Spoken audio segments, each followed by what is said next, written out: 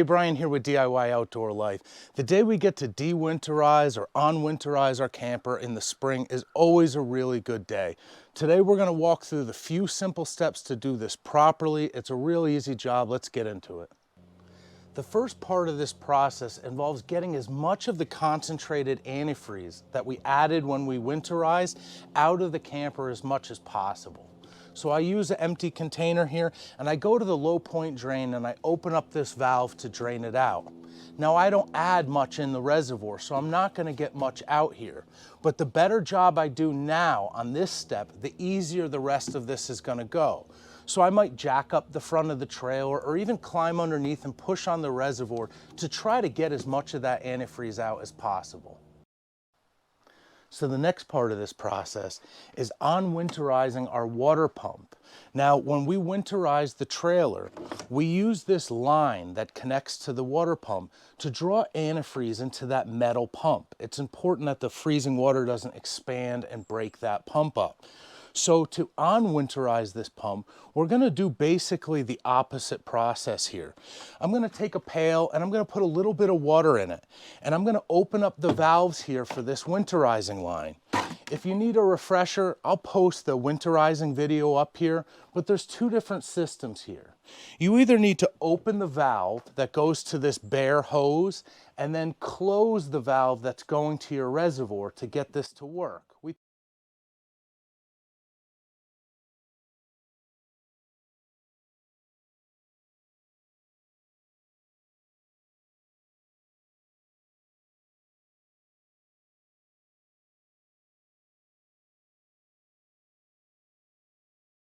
We talked about that in the winterizing video. Some newer trailers only have one valve, and it does both things at once. So when you turn the handle so that it's in alignment with the winterizing line, it opens up this line, and it automatically closes the line to the reservoir. And then when we want to go camping, we turn the valve the other way, and it opens up the reservoir and closes off the winterizing line. So we're going to open this line up just like we were winterizing, except we're going to put this in a pail of water. I'm now going to take my empty container, put it under my faucet. You can do this with the spray nozzle as well. And I'm going to turn on the water pump. I'm going to run it until the water changes color. It's going to go from the antifreeze color to clear. Usually it only takes about a half gallon, but it depends on what kind of pump you have. Once the liquid coming out of this faucet turns clear, I can turn the pump off and I'm ready for the next step. So I'm just mocking these steps out because I actually still have freezing temperatures in my forecast. I just see a lot of people online are getting ready to unwinterize their camper, so I figured I'd get this video out. If you're following along now, you'll notice that this would actually be filled with antifreeze. This gives us the concentrated antifreeze to dispose of properly. Now you might have a transfer station for that, but even running it down your sink or dumping it into your toilet is going to send it through a septic system or a treatment plant. That's a much better option than dumping this out on the ground. I know we're buying pet-safe antifreeze, but in these levels, it's not safe for anything. So do take some effort to dispose of this properly, and now we can move on. So with the concentrated antifreeze removed, we can do a quick rinse now. I take a hose, I add 3-4 gallons of water in here, and I can hit the low point drain and run a little bit more through my galley sink. Some people still do this at campgrounds because they have the ability to go to dump stations and an easy to reach hose. It makes a good project to do on your first camping trip. If you're doing this at home, this antifreeze is now diluted enough that you can let this run out in your lawn. There's only going to be a residual amount remaining. Now from here comes the fun part. Somebody tipped me off to this trick and I've absolutely loved the results. We're going to now mix some baking soda with water and fill the tank with a very diluted baking soda solution. This deodorizes, it cleans out the tank, and it removes a lot of the bad taste and odors. I got this giant economy pack. This is a lot more than you'd need. You could put a whole small box in here or go with a cup and a half of baking soda. The trick here is do it inside where you can use some warm water. Stir it up really good so that nothing is concentrated onto the bottom. I add a couple gallons into the tank with a hose, and then I can pour this baking soda solution in.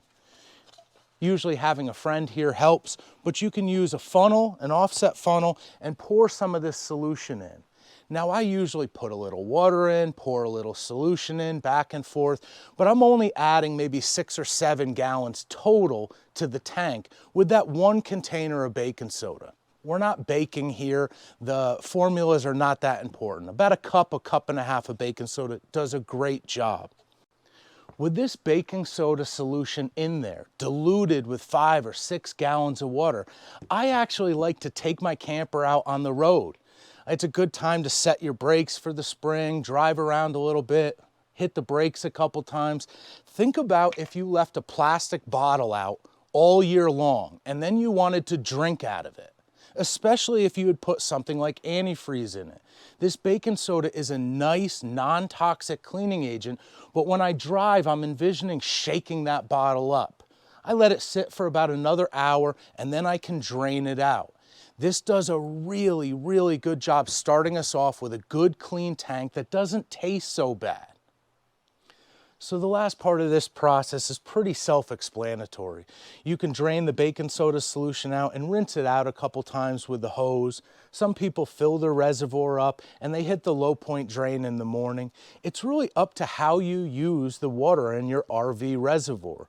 I don't drink out of mine. It's easy enough to bring some fresh drinking water with me, but I boil vegetables, wash dishes, brush my teeth there. Some people have filters and UV systems. All of this stuff is really up to you. But if you follow this process, you do deodorize your tank and have a good fresh place to start. I'll usually do the sanitizing right after I get done using this baking soda solution.